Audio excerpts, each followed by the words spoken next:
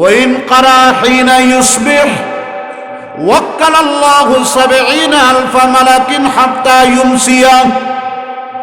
সকালবেলা যদি তিনবার আউযু বিল্লাহিস সামিউল আলিম মিনাশ শাইতানির রাজিম তিনবার পড়ে আখিরি সূরা হাসরের ৩ আয়াত পড়ে বিকাল পর্যন্ত ৭০,০০০ ফেরেশতা তার জন্য আল্লাহর কাছে মাগফিরাতের দোয়া করতে থাকবে। আর বিকালে পড়লে সকাল পর্যন্ত। এরপরে শোনেন, ওয়া ইন মাতা যালিকাল ইয়াউম আও যালিকাল লাইলা মাতা শাহীদা। যেই দিনে আমলটা করছেন ওই দিনে কিংবা ওই রাতে যদি আপনার মওত হয়, আল্লাহ পাক শাহাদাতের মর্তবা নসিব করেন, শাহাদাতের মর্তবা নসিব করেন। মুহতারাম হাজিরিন, বরকতের সময় তো প্রতি মুহূর্তে আসে, আমরা এগুলাকে কদর করি না। নবীজি বলেছেন, সকালবেলা সূরা ইয়াসিন তেলাওয়াত করে আপনি ব্যবসায় যাবেন, চাকরিতে যাবেন, ক্ষেত খামারে যাবেন, গৃহস্থিতে যাবেন, টিচিংয়ে যাবেন, আপনার রাজনৈতিক কর্মকাণ্ড শুরু করবেন, পলিটিক্যাল কাজকর্ম শুরু করবেন, একাডেমিক শুরু করবেন, বিজনেস করবেন। আল্লাহ পাক কুজিয়াত হাওয়াইজুহু, সমস্ত জরুরত গায়বী খাজানাত থেকে আল্লাহ পূরণ করে দিবে। এই হাদিসে কোনো বেজাল আছে? মান কারা সূরাত ইয়াসিন ফি সদরিন নাহার কুজিয়াত হাওয়াইজুহু। আর সন্ধ্যাবেলা সূরা ওয়াকিয়া তেলাওয়াত করলে আপনার সব ধরনের রিজিকের অভাব অনটন দূর করে দিবেন কে? মান কারা সূরাতুল ওয়াকিয়া ফি কুল্লি লাইলাতিন লাম তুসিবহু ফাকাতুন আবাদা। জিন্দেগীর মধ্যে ক্ষুধার যন্ত্রণায় আপনাকে কষ্ট দিবে না, আল্লাহ গায়বের থেকে রিজিকের ব্যবস্থা করবে। সুবহানাল্লাহ বলেন। মুহতারাম হাজিরিন, আমি আজকে আপনাদের সামনে একটা নতুন বিষয় নিয়ে কথা বলবো। এই শবে বরাত, এটা কোরআন শরীফের মধ্যে নেই। আছে? আছে না? শবে বরাত কোন শব্দ আছে? হাদিস শরীফও নেই।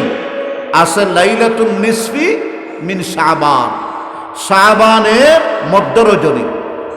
যেমন আমি যে হাদিসটা তেলাওয়াত করেছি, وعن معاذ بن جبل رضي الله تعالى عنه قال قال النبي صلى الله عليه وسلم يطلع الله إلى خلقه ليلة النصف من شعبان فيغفر لجميع خلقه إلا مشرك أو مصاح। শাবানের মধ্য রজনীতে আল্লাহ রাব্বুল আলামিন সমস্ত মখলুকের দিকে মুতাওয়াজ্জহ হইয়া একাগ্রতার সাথে মনোনিবেশ হইয়া থাকান। সমস্ত মখলুকদের জন্য আল্লাহ পাক সেই দিন সাধারণ ক্ষমা ঘোষণা করেন, কিন্তু দুইজন মস্ত বড় অপরাধীর ক্ষমা নাই। একজন হলো যে শিরিক করে মুশরিক, আরেকজন যে অপরের লগে হিংসা বিদ্বেষ পোষণ করে। অনরমাইয়া ফবালা ঘরত বিয়র আত্মন বরদাস্ত নমর ফগড়ত ফুসো নাই, জাগো দূরে, আরেকজনের তুন উদল লই গাড়ি ভাড়া দি বৌনি দিতে যায়। আছে না মুসলমান? আজ এরা তিয়ানা খাঁদিত তারিবে দেয় মাফ হইতে ন বিদ্বেষ। অনার ফরে আল্লাহ ভালো আলেম বানাই, মুফতি বানাই, মুহাদ্দিস বানাই, জনগণের সেবক বানাই, জনপ্রতিনিধি বানাই। আর ইবা টাটা কোম্পানির ম্যানেজারই করে, টিকটক করে, কিশোর গ্যাংয়ের লিডার। আর হদ্দি এই ইবের ভুয়া কে নইলেও আর ইবের মতো ইবে টিকটকার হোক, আর ইবের মতো ইব কিশোর গ্যাং হোক, আর ইবের মতো ইব টাটা কোম্পানির ম্যানেজার হোক। এই ইয়ানল দি হিংসা, ইয়ানল দি কি? আল্লাহ ইবারে দিও আরো দ, ইবের মতো আরো দ। ইয়ান হিংসা ন, ইয়ান কি ন? হিংসা। আর হযরত আল্লামা আহমদ শফী সাহেব রাহমাতুল্লাহ আলাইহি বলতেন,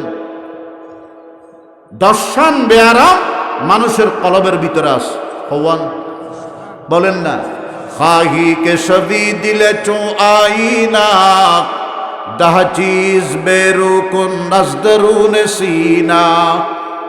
অন্তরে যদি আয়নার মতো পরিষ্কার করতে চান, এই লাইলাতুন নিসফ মিন শাবান শবে বরাতের ইবাদত দিয়া যদি নিজের কলবটাকে পরিষ্কার করতে চান, খাহি কে সবি দিলে চো আইনা দাহচিজ বেরুকুন আজদরুনে সিনা। হেরসো আমলো গজবু দরুগ গীবত হাসদু বুখলু রিয়াউ কিবিরু কিনা। হেরস লালস, আমল লম্বা লম্বা আশা, গজব অতিরিক্ত গুসা, বুখল কৃপণতা, গীবত পরনিন্দা, পরশ্রীকাতরতা, মানুষের গীবত করা, তারপরে হাসদ হিংসা করা, তারপর রিয়া লৌকিকতা, কিবির অহংকার, কিনা বিদ্বেষ, ইন বাইর করা ফরি। আল্লাহ তৌফিক দান করে কামিন হন। মুহতারাম হাজিরিন, আল্লাহ রাব্বুল আলামিন বান্দাদের প্রতি অসাধারণ সদয়। আল্লাহ রাব্বুল আলামিন উম্মতে মুহাম্মদের উপরে অনেক বেশি দয়াবান। আল্লাহ পাক বলেন, ইয়া ইবাদিয়াল্লাযীনা আসরাফু আলা আনফুসিহিম লা তাকনাতু মির রাহমাতিল্লাহ ইন্নাল্লাহা ইয়াগফিরুয যুনুবা জামিআ ইন্নাহু হুয়াল গফুরুর রহিম। হে নবী, আপনি বলে দেন, আমার যে সমস্ত বান্দা বান্দীরা গুনাহ করতে করতে করতে করতে সীমা লঙ্ঘন করেছে, তারাও যেন আমি আল্লাহর রহমত থেকে নৈরাশ না হয়। লা তাকনাতু মির রাহমাতিল্লাহ ইন্নাল্লাহা ইয়াগফিরুয যুনুবা জামিআ। নিশ্চয় আল্লাহ পাক এত বড় রহমান, এত বড় রহিম। রহমত নামক এই শব্দ থেকে আল্লাহর দুইটা বড় বড় গুণ বের হয়েছে। রহমত থেকে রহমান, রহমত থেকে রহিম। সুবহানাল্লাহ বলে, তারা যেন আমার রহমত থেকে নৈরাশ না হয়, নাউমিত না হয়, কারণ ইন্নাহু হুয়াল গফুরুর রহিম। আমি আল্লাহ অতিশয় দয়ালু, অতিশয় মেহেরবান। আল্লাহর রহমত দুনিয়াতেও আছে, আখিরাতের মধ্যেও আছে। এই আয়াতটা শান নুজুল হলো নবী আলাইহিস সালাম যখন মক্কা বিজয় করলেন, 10,000 সাহাবায়ে কেরাম নিয়া মদিনার থেকে মক্কা শরীফের মধ্যে প্রত্যাবর্তন করলেন। সেই দিন চাইলে আল্লাহ রসুলে ঘরে ঘরে অলিতে গলিতে বিজয় মিছিল করি, যারা পরাজিত শক্তি তারা পাই টু পাই প্রতিশোধ নিতে পারতেন কিনা বলেন তো? কারণ মহাবিজয়ী বিজয়ী দুনিয়ার সমস্ত বিজয়ীর যদি এক পাল্লায় রাখে, আলমী ফাতেহ বিশ্ববিজয়ী মুহাম্মদুর রাসূলুল্লাহ সাল্লাল্লাহু আলাইহি ওয়াসাল্লামের ফাতহ মক্কার সাথে তুলনা করতে পারবে? কথা বলেন, পারবে?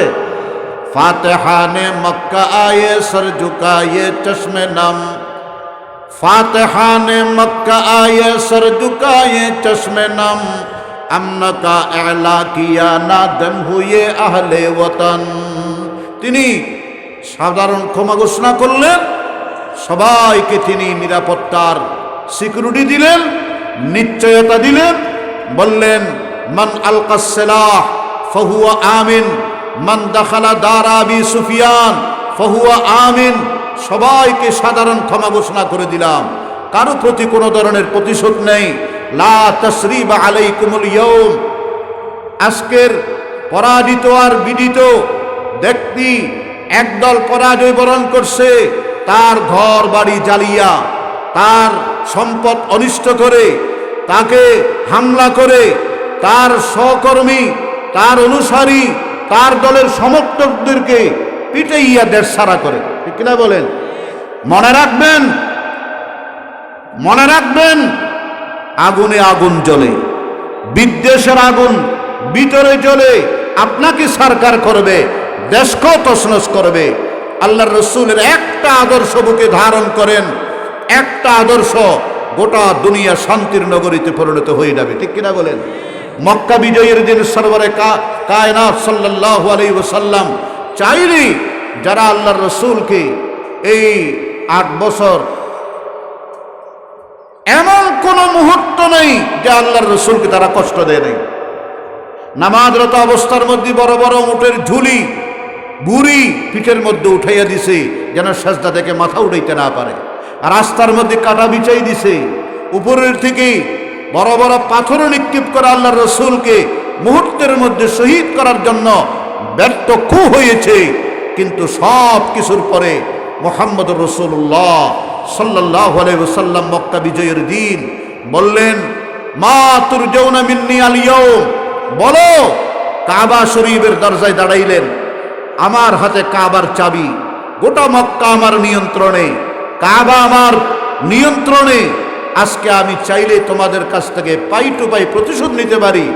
বলো তোমরা আমার কাছে কেমন আচরণ আশা করো? সব মক্কার আবাল বৃদ্ধ বনিতা ধর্ম বর্ণ নির্বিশেষে তারা বলে, আনতা আখুন কারীমুন ওয়া ইবনুন কারীম,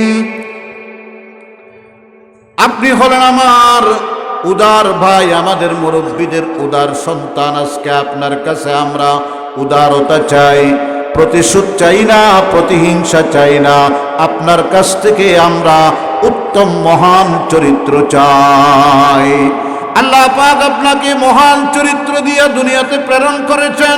ওয়া ইন্নাকা লাআলা খুলুকিন আযীম, আপনি হলেন শুধু সচ্চরিত্রবান নয়, উত্তম চরিত্রবান নয়, আপনি হলেন মহান চরিত্রের অধিকারী। চরিত্র কয় প্রকার? 3 প্রকার।